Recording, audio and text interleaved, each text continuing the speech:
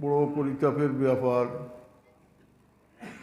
এইরকম হস্তিয়ে গ্রামের শানো কিছু সংখ্যক মিয়াসা বহল আসন যারা সুন্নি নামদারি মিয়াসা, আহলে সুন্নতর নামদারি মিয়াসা, তারা নানান রকমের নানান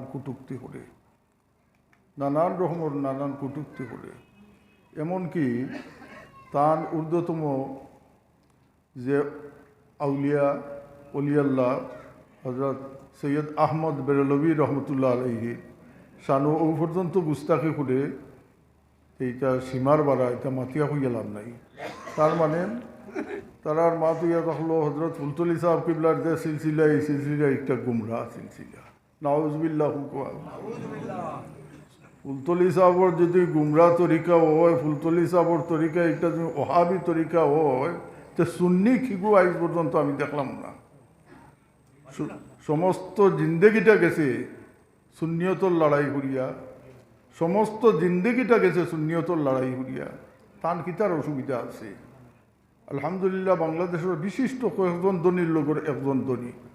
তাই এর উপরে গাঁয়ে গঞ্জে নমুনায় চলাফেরা করিয়া আপনারা জানা আছে শহীদপুর ওহাবিরা এত তানে নিগৃহীত হইতে লাগলো, এমনকি এমনভাবে মায়ের মারছই মারার বাদে তানে মোরা হিসাবে হলাই তারা কিছু গিয়া একটার প্রতিবাদ স্বরূপ প্রত্যেকে হইলা বলে সাহাব একটার প্রতিবাদ আমরা করি বলি না, আমার এই রক্তটা আমি আমানত রাখি দিছি।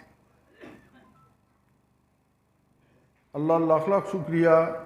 এই যে আমানতের রক্ত একটা আজ তানু রুহানিয়া ওলাদ হল আমরা এই ফখর করিয়া এই আশা রাখি, এই বহুত বড় একটা বিশ্বাস আছে যে এই রক্তর দাবিদার আমরাও। এই যে রক্ত গোটাইয়া আমরা লোকে দোয়া করিয়া গেছো, তান সিলসিলার বাচ্চাইন্তর লোকে যে দোয়া করিয়া গেছো, এই সিলসিলার বাচ্চাইন্ত আপনারাও আমিও। সাহজাদা হল গেলাম হজো সাব লোকে সাবর শারীরিক অসুস্থতা মদিনা শরীফ রোজা এত যাইতে পারতা না, হইলা সাহজাদা হল হইলা বলে আমরা একা যাইতাম, আমরা লোকে এই নমুনা কোনো ইয়ে আসেনি, আমি তো ইয়ে করতাম পারি না। সাবে ফরমাইলা যাও তুমি যাই ইয়া যদি বুঝো তোমার তান্তে চিন্তা না যে ওহান হইও ইয়া রসুল্লাহ শহীদপুরের জমিনও যে রক্ত যে বেটা যে ফাগুলে দিছিল ও ফাগুলের আওলাদ